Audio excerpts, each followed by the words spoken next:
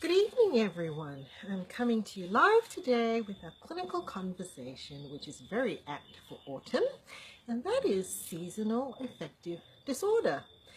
Quite appropriately shortened to SAD, S-A-D, seasonal affective disorder.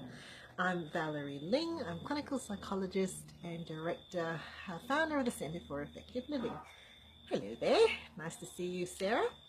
So the clinical conversation today is something that I've come across quite a bit in my practice. And when I first encountered it as an early clinician or an early career clinician, hi Melissa, I was really excited because the clients that I was seeing, once we actually figured out what was happening, were instantly relieved because it was like a lifelong puzzle. Why was it a lifelong puzzle? Well, because seasonal affective disorder is essentially the experiencing of depressive symptoms that's rather seasonal. It comes particularly in the lead up to winter. So once autumn approaches, or as we are right now in autumn weather, I'm very happy because I get to wear my scarves. I do like wearing scarves. As autumn approaches and as it leads into winter, we might actually start to see the symptoms of seasonal affective disorder. So I want to share with you a couple of stories that I've come across. One was a person who was starting to experience a lot of difficulty at work. And whereas previously, the months before, hey Monique, lovely to see you here. And whereas previously he had actually enjoyed work and he thought that, my word, just 4 months ago, things were really looking up for him. A promotion in his job, a role that he was really enjoying, some great times with colleagues and feeling challenged. And then about 3 to 4 months after, just feeling like completely demotivated, unmotivated. What is the word? What is the right word, people? Demotivated, unmotivated. Sometimes I get mixed up because I've had a rather international background. I've grown up all over the place, and sometimes I get mixed within what's American, what's Australian, and what's British. Anyway, back to the story. So he was starting to feel like, in a real slump.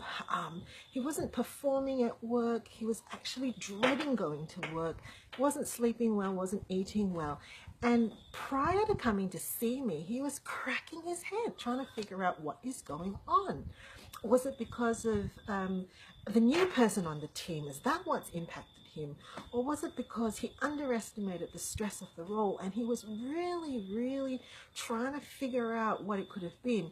And of course, the more he looked for the reason behind or under demotivated, thanks Monique, once he actually started to think that way, he actually started to catastrophize. He really started to hone in, and that cycle of negativity came about. And at the point of talking to me, was actually at the point of wanting to quit, right? Very close to quitting, very close to quitting.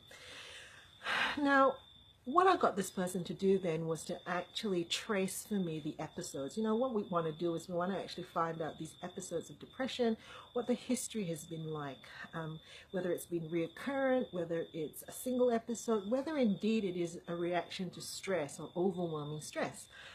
And in the process of cataloging these events, the person actually then had a light bulb moment and actually went to their resume to actually have a further investigation to see whether it would shed any light, and started to figure out that actually what was actually happening was every time that they had felt similarly in their work life was around the winter period.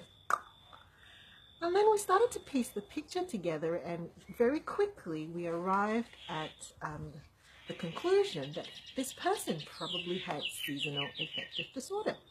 Now, that was not the first story that I'd heard, and this is many years ago when I first started in practice.